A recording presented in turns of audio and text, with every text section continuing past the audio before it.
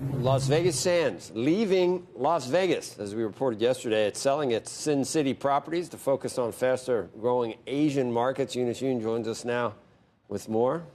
Good morning, Eunice. Saw you earlier talking to Frank. Good to see you.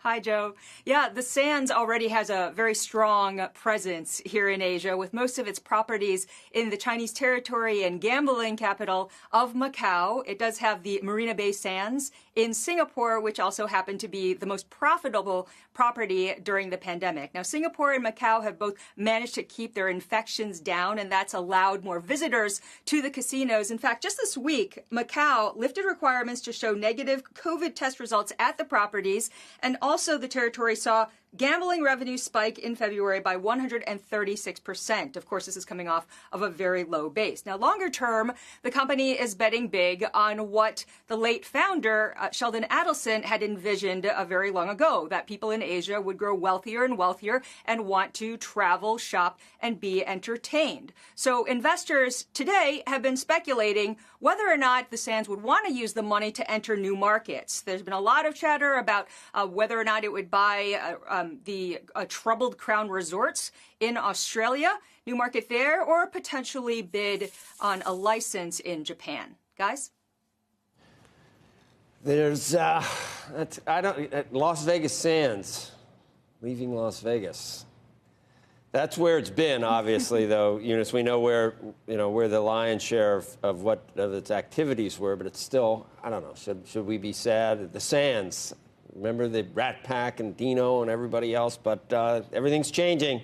A lot of online stuff, too. Online sports might be important to this company, too, eventually. Right, Eunice?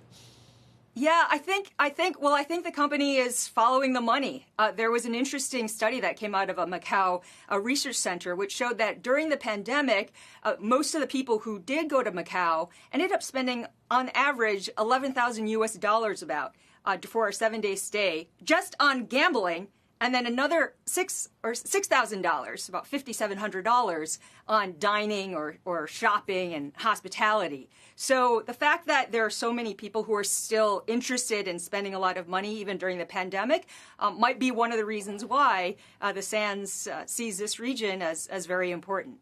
Wait a minute, they lost?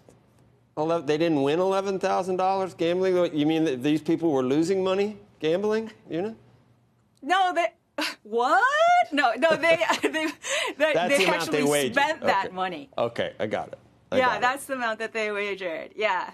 But one thing about Macau that people are looking at longer term is that June 2022, if you're in gaming, this is an important date because the Sands license that it holds is going to expire. And so people are wondering what's going to happen there, especially that Sheldon Adelson is no longer in charge with all the relationships and able to negotiate a new deal for the company.